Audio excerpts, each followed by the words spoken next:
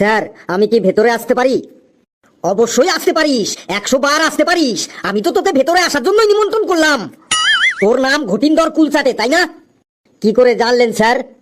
আমার 50 বছরের অভিজ্ঞতা, আমি মুখ আর চেহারা দেখে নাম বলে দিতে পারি। সত্যি স্যার, আপনাকে ফার্স্ট লুকেই আমি বুঝে গেছি আপনি বিরাট এক্সপেরিয়েন্স টিচার। আপনার বিরাট অভিজ্ঞতা। আপনার মতো টিচারের সান্নিধ্যে এসে আমি ধন্য স্যার। নে এবার প্রশ্নের অ্যান্সার দিয়ে আমাকে ধন্য কর।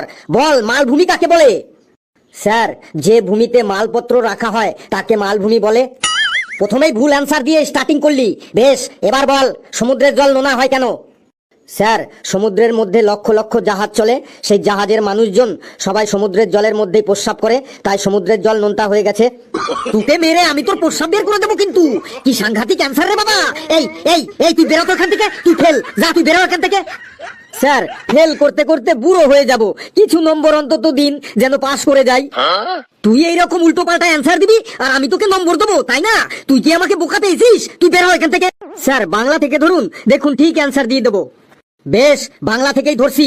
বল, সমাস কাকে বলে? স্যার, 100টা মাসকে একসাথে সমাস বলে। তার মানে কি বলতে চাইছিস তুই? স্যার, হিন্দিতে শ মানে 100 আর মাস মানে তো মাসই, তাই 100 মাস মানে 100টা মাস। তুই আর আমাকে রাগাস না, আমার হাতে প্রচন্ড ব্যথা, তোকে আমি মারতে পারবো না, তাই ভালো ভালো এখান থেকে বের হ। স্যার, কিছু নম্বর অন্তত দিন। স্যার, লাস্ট প্রশ্ন ধরুন স্যার, প্লিজ স্যার।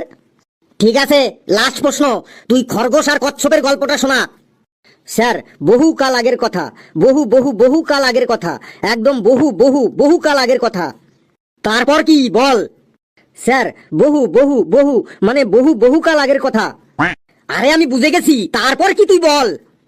স্যার, বহু বহু বহু কাল আগের কথা, এক জঙ্গলে একটা খরগোশ আর একটা কচ্ছপ একসাথে বাস করত।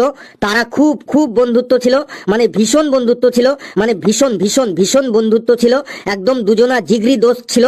কিন্তু দুঃখের বিষয়, তারা দুজনেই এই পৃথিবী ছেড়ে চলে গেছে। তাদের দুজনের মধ্যে কেউ আর এই পৃথিবীতে বেঁচে নেই। আর যারা বেঁচে নেই তাদের কথা আলোচনা করে শুধু শুধু দুঃখ করে কি হবে স্যার? সবাই তো বলে অতীতের কথা ভেবে দুঃখ না করে ভবিষ্যৎ নিয়ে ভাবো।